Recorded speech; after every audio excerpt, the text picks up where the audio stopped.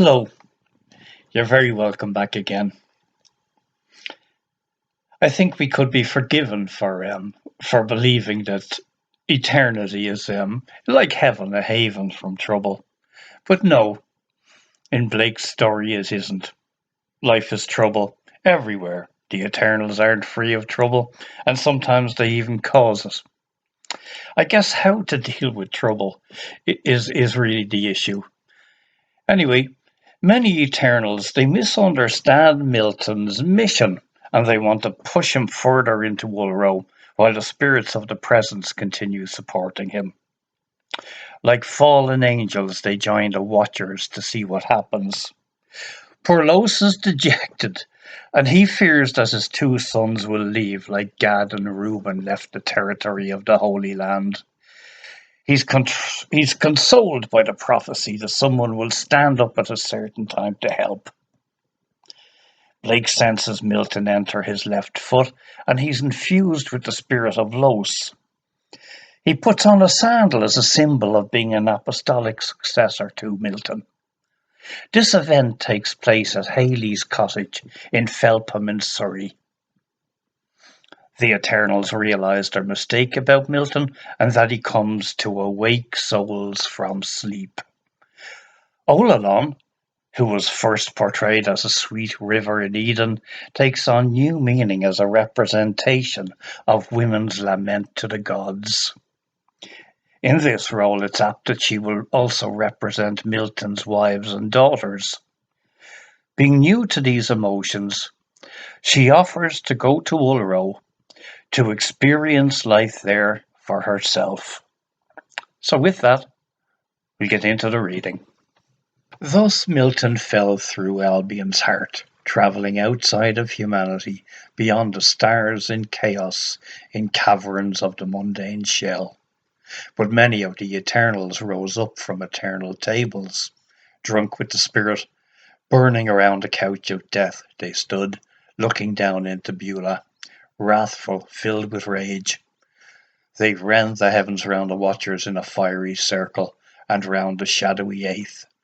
The Eight close up the couch into a tabernacle, and flee with cries down to the deeps, where Los opens his three wide gates, surrounded by raging fires. They soon find their own place and join the Watchers of the Ulro. Los saw them, and a cold, pale horror covered over his limbs. Pondering, he knew that Rintrah and Palamabron might depart, even as Reuben and as Gad gave himself up to tears. He sat down on his anvil stock and leaned upon the trough, looking into the black water, mingling it with tears.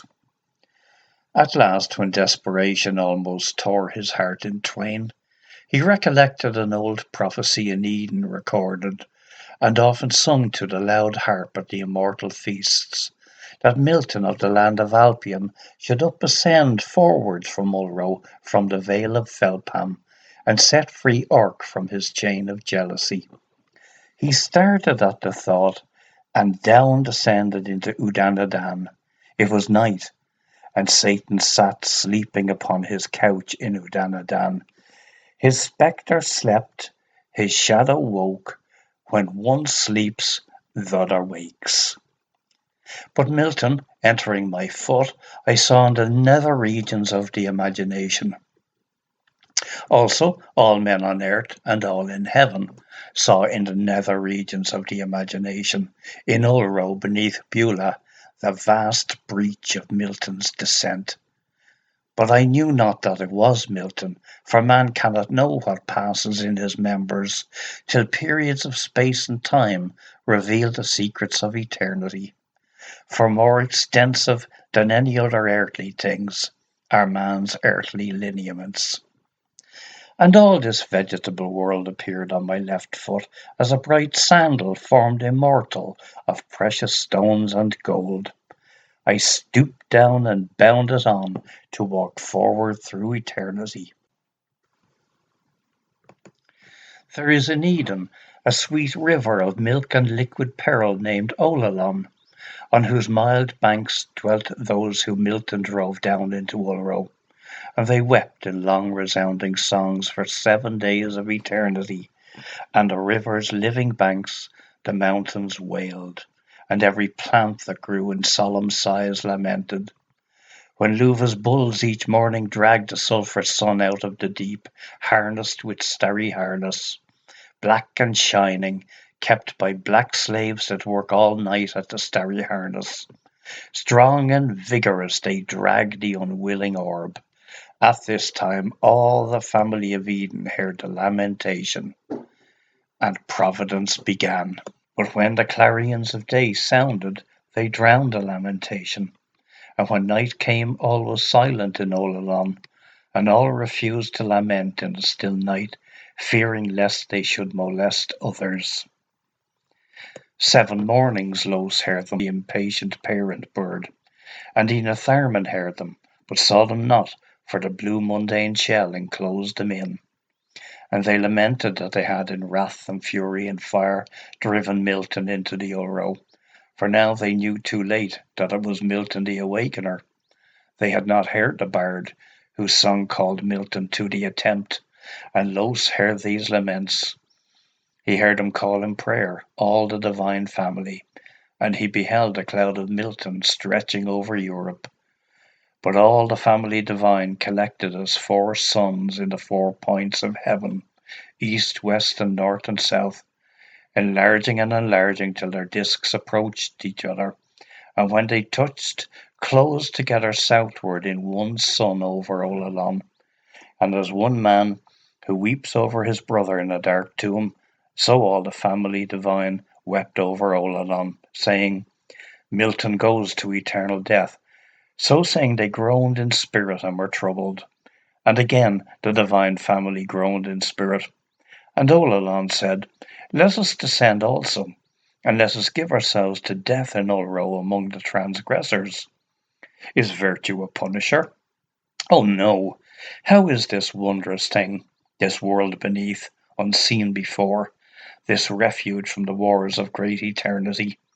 Unnatural refuge, unknown by us till now, or are these the pangs of repentance? Let us enter into them. I described the spectre some time ago as being the creature who forms from the back of a divided human. When the female emanation goes off on her own, the spectre arises and spends all its time trying to bring the emanation back home, so to speak. Now, in this section, Blake contrasts the spectre with the shadow, so I thought I'd better say something about it in this context. Spectre is defined by one professor as being self-centered rationalization. When Milton descends, this spectre is asleep. Now, the shadow, on the other hand, is described by Jung as the unconscious aspects of our personality. So in this case, perhaps it's as well Satan's shadow was awake and not the spectre. We're also introduced to Orc, the unruly child of Los and Enetharmon. Orc is the revolutionary spirit. Blake had such hope for revolution and was so disappointed with the French Revolution when it descended into chaos.